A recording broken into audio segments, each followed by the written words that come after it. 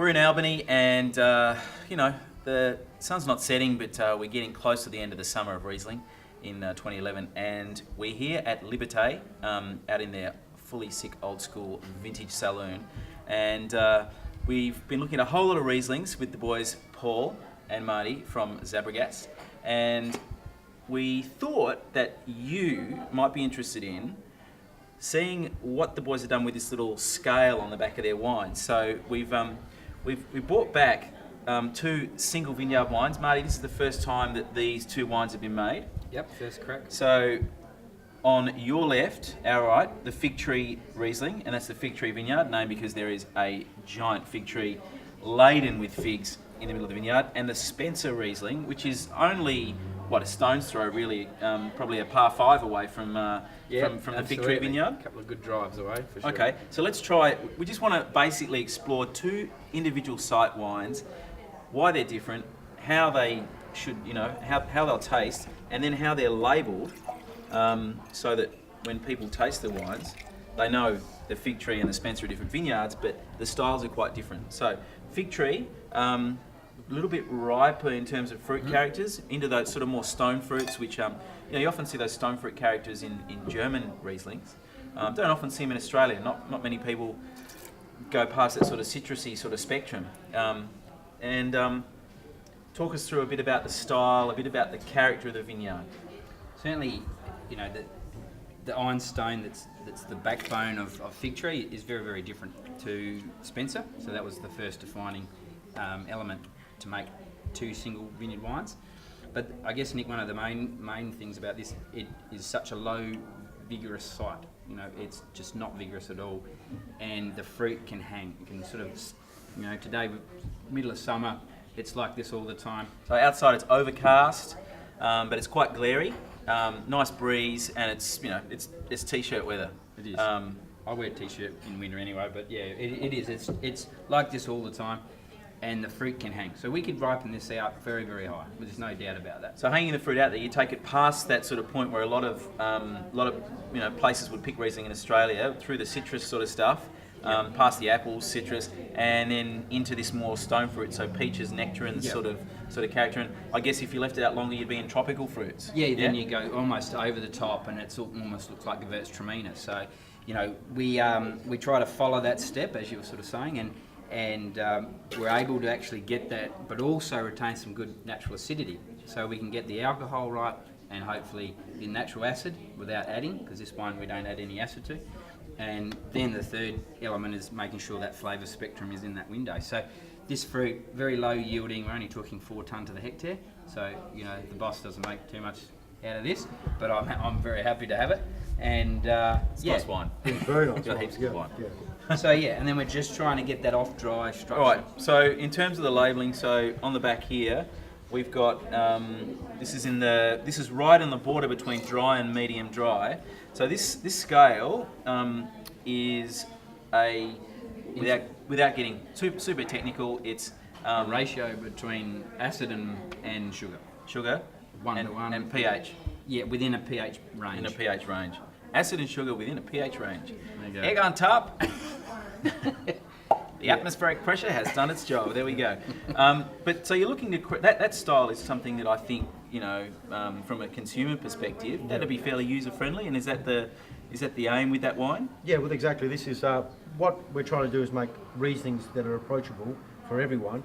Putting labelling. Imagine people drinking Riesling. Well, that's my goal. Imagine that nirvana where Exactly. everybody drank Riesling. Exactly. So that's the goal. That's by at least putting different styles of Riesling out there, showing all what the grape can offer, and putting the slider on the back so people know what they're getting. So if someone wants a Riesling with a bit more sugar, they can get it. If they want dry, they can get it. So all our Rieslings have this slider on the back, and I think it's a great initiative. We're not the only winery doing it. I think that the more Riesling producers that do it, the better for everybody. Better for the whole Riesling drinking population. All right, I'm all for that. I'm all for things that get people drinking Riesling. So that's the Figtree vineyard. It's got lovely, rich sort of stone fruits. It's got a nice full texture through the middle, but really, it finishes dry without being sort of like nasty dry. It's not sharp edges. It's not, it's not sort of shock me. It's hold me. It's happy, not hurt. All right, Hold me. let's go to the Spencer Vineyard Riesling.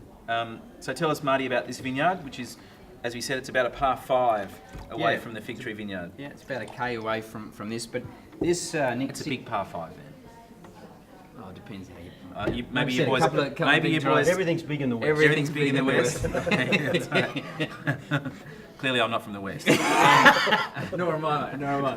But I'd like to be. Put it that way. So tell us about the Spencer Vineyard. Yeah. And so when you get the fruit, how's it different to the fig tree? Very different, right? Yeah, it's very different. It's all what I call talcum powder. It's got this kind of floral, ladies perfume sort of flavours, and it doesn't ripen very fast. It just ticks along. So this is rocketing along, and you're tasting it every single day. This, you go out 1 week, and you come back the next week, and it's changed that little bit, and then you go out again the week after. So we picked these about 3 weeks apart. So this is picked later. Yeah, definitely much later. It's Interesting, just slow. because this is picked earlier, but it's so much more forward in terms of the ripening spectrum of fruits you get. Yep. This is into those stone fruits, as we said. Yep. But this thing is way back in the sort of apples and just the beginnings of citrus. You know, like I've seen in this one on the nose those apple characters, but there's also this little almost like mandarin, imperial mandarin, almost maybe kumquat sort of character as well. So this is way back, even though you're picking it 3 weeks later. Absolutely. And it just holds the acid up. It just holds it and sits there and sits there and sits there. And they call this hang time in many parts of the world. And for Riesling, it's interesting. In Australia, I think, you know, a lot of winemakers would maybe like to have the luxury of being able to hang their fruit out and to get some ripeness, not just in terms of flavour ripeness, but to get that phenolic ripeness in Riesling to build a more profound kind of texture, rather than picking stuff with unripe phenolics and then finding it all out in the winery to make a little laser sort of like impression of a Riesling. Yep, absolutely. And, you know, sometimes you taste those and you think, God, I wish they had the coloured pencils out and it sort of put a bit more character into the wine. Yeah, and that's right. And so, you know, it was really interesting listening to what you were saying previously about how it's not just about region. When I asked you about the region, it's about how the individual vineyards come to the fore. And this is why, you know, within a kilometre of each other, we've got, you know, quite different archetypal wines. Really different styles. So, Paul, over to you. You've on the back of this wine. Yes. So on the old Slider. the IFR sliding scale, this is in a medium dry. That's almost hitting towards the middle. It's probably 40% up the scale, getting towards the threshold between medium dry and medium sweet. That's right. What do you think consumers are going to do with this sort of wine? Because it gives us all this richness, but then bang, snap. Yeah, sort of I think the pulls it wine is together. still very approachable for anyone that wants to try it. Because of that scale, people do understand that it's not a bone-dry Aussie Riesling, but at the same time, the wine is finishing really dry. You know, it's not sweet by any means. It's got, I think, 26 grams of sugar in it, but because of the amount of acid in it as well, you would, it starts sweet, finishes dry. So that's what we're trying to do.